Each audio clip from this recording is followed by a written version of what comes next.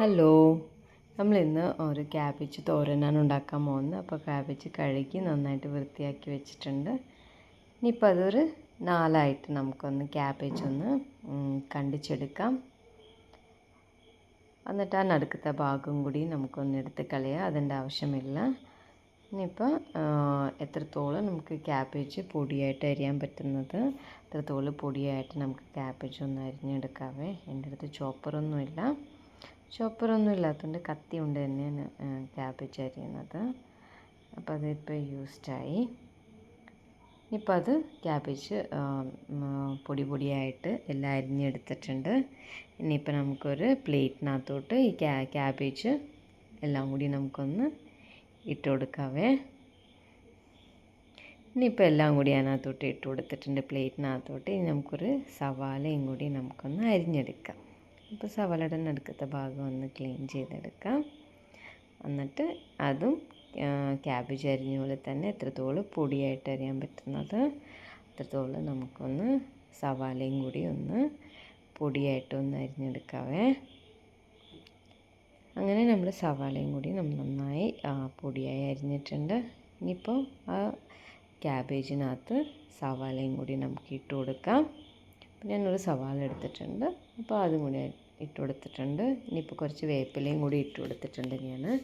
ഇനിയിപ്പോൾ 5-6 ഒരു വെളുത്തുള്ളിയും കൂടി ഒന്ന് ചതച്ച് വെളുത്തുള്ളിയും കൂടി നമുക്കൊന്ന് ക്യാബേജിനകത്തോട്ട് ഇട്ട് കൊടുക്കാം. എന്നിട്ട് ഒരു പച്ചമുളകും കൂടി അരിഞ്ഞ് വെച്ചിട്ടുണ്ട്.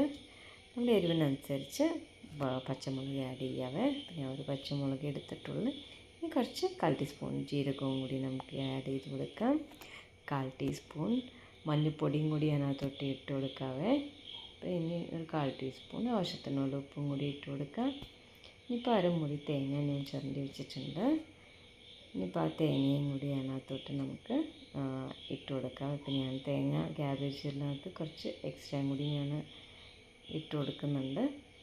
നല്ലൊരു ടേസ്റ്റ് ഉണ്ടാവും. അപ്പോൾ എല്ലാം കൂടി നമുക്കൊന്ന് നല്ലപോലെ ഒന്ന് കുഴച്ചെടുക്കാവേ. അതുപോലെ ഒന്ന് നെവടിയെടുക്കാം, എല്ലാ ഭാഗത്തു നിന്ന് നെവടിയെടുക്കാവേ. ഇപ്പം തന്നെ ആ കുഴയ്ക്കുമ്പോൾ തന്നെ നല്ലൊരു ഫ്രേഗ്രൻസ്, നല്ല ഒരു മണം വരുന്നുണ്ട് അതിനകത്തുനിന്ന്. ഇനിയിപ്പോൾ നമ്മൾ താളിക്കാനുള്ള പാത്രം വെച്ചിട്ടുണ്ട്. ആവശ്യത്തിനുള്ള നമുക്ക് ഓയിൽ ഒഴിച്ച് കൊടുക്കുക. അതിനകത്തോട്ട് ആവശ്യത്തിനുള്ള ഓയിൽ ഒഴിച്ച് കൊടുത്തിട്ടുണ്ട്. 1/4 ടീസ്പൂൺ കടുകും കൂടി ഇട്ട് കൊടുത്തിട്ടുണ്ട്. പിന്നെ കുറച്ച് ഉഴുന്നും കൂടി ആഡ് ചെയ്ത് കൊടുത്തിട്ടുണ്ട്. ഈ 2 ഉണക്കമുളകും കൂടി നമുക്ക് അതിനകത്തോട്ട് ഇട്ട് കൊടുക്കാം.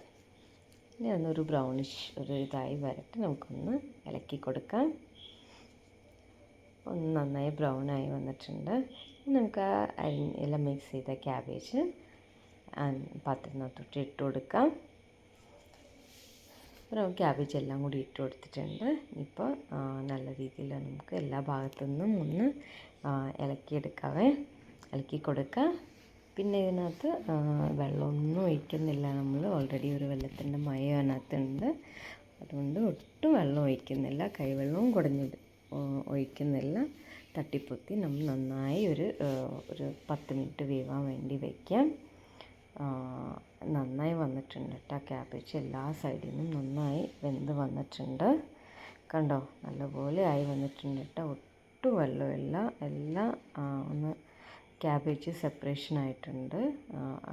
അപ്പോൾ നമ്മുടെ ക്യാബേജ് തോരൻ നല്ല രീതിയിൽ വന്നിട്ടുണ്ട്. ഇപ്പം തന്നെ ഒരു നല്ല മണമുണ്ട് കേട്ടോ എടുക്കുമ്പോൾ തന്നെ.